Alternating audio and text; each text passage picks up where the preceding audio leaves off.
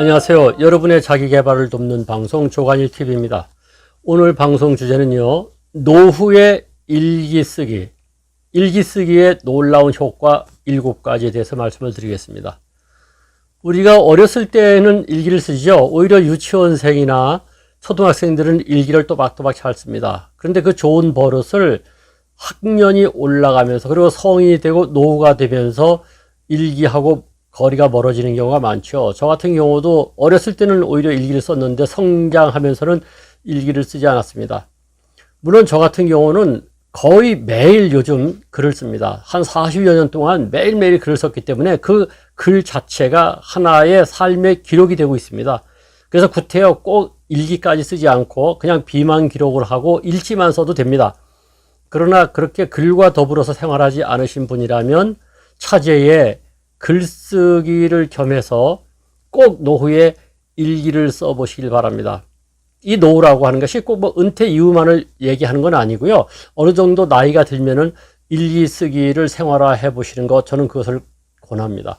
일기를 쓰게 되면 여러 가지 효과가 있는데 오늘은 그 7가지만 말씀을 드리도록 하겠습니다. 하나는 뭐니 해도 삶의 기록이 된다는 것이죠.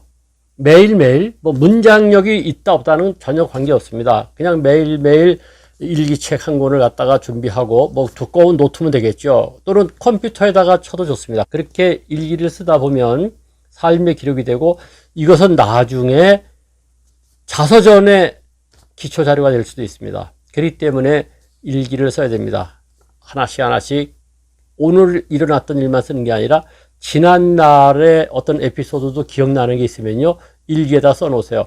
우리가 무엇을 생각하려고 하면 잘 생각이 안 납니다. 그런데 무슨 여행을 하다가 또는 출퇴근을 하다가 또는 친구들하고 놀다가 집에 돌아오는 길에 문득 옛날 어떤 에피소드가 떠오르는 게 있죠. 그것을 일기에다가 다시 복기해 놓으시면은 나중에 아주 귀중한 자료가 될 것입니다.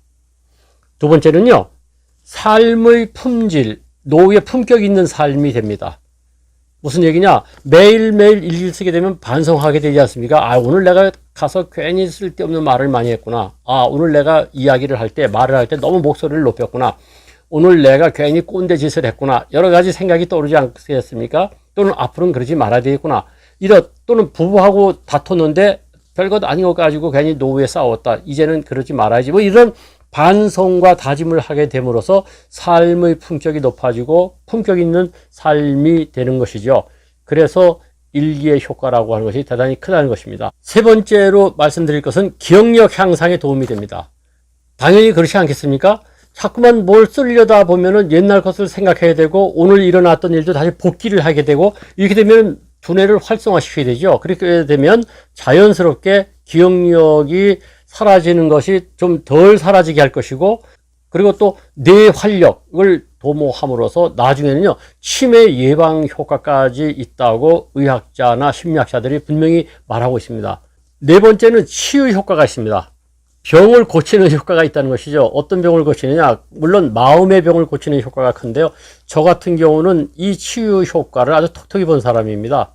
저는 어떤 방송에서 말씀드린 적이 있는데 살면서 그 치열한 선거전에 나서가지고 3번 떨어진 적이 있어요. 그때 저를 그 수렁에서 건져낸 것은 다름 아닌 글쓰기였습니다.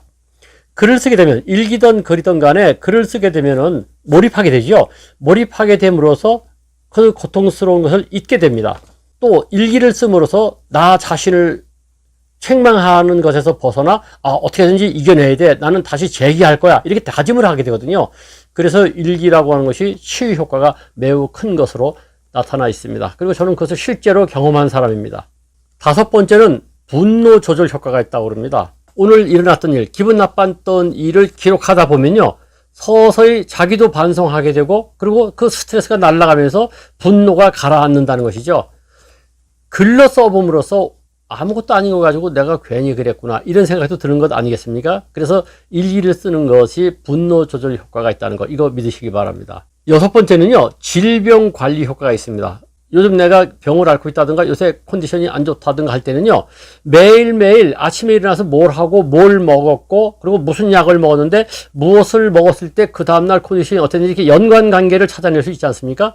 그래서 그 매일매일 기록하다 보면은 자연스럽게 자기의 질병을 관리하게 된다는 것이죠. 아, 이걸 먹었던 날은 그 다음날 확실히 좋지 않더구나. 또는 무엇을 먹었더니 잠을 잘 못 자더라. 또는 무엇을 먹었더니 잠을 잘 자더라. 또 아침에 일어나서 운동을 했더니 무엇이 안 좋고 오후에 운동을 했더니 잠을 잘 자더라. 뭐 이런 여러 가지 비교를 하게 되거든요. 분석하게 됩니다. 그래서 질병 관리 효과가 매우 큽니다. 그리고 이제 7번째 마지막으로 나타나는 효과는 다짐과 미래 설계 효과지요. 일기라는 게 그렇지 않습니까? 쓰다 보면은 맨 마지막에는 뭐가 되겠습니까? 다짐하는 게 되죠. 내일부터는 어떻게 해야 되겠구나. 그리고 또 하나는 뭐냐? 아, 이런 식으로 나가다 보면은 아무래도 안 되겠구나. 앞으로는 뭐 담배를 끊어야 되겠구나. 또는 술을 먹지 말아야 되겠구나. 그리고 아, 내년에는 뭘 해야 되겠구나. 금년에는 이러이러한 것을 반성하게 되고 내후년에는 어떻게 해야 되겠구나. 미래를 설계하게 되죠. 그래서 노후에 이 일기 쓰는 효과가 매우 좋다는 것입니다. 아무쪼록 일기 쓰기의 효과를 믿으시고 한번 도전해 보시기 바랍니다. 어떻습니까? 이 방송 괜찮았으면 좋아요, 구독 눌러주시고 많이 공유해 주시기 바랍니다.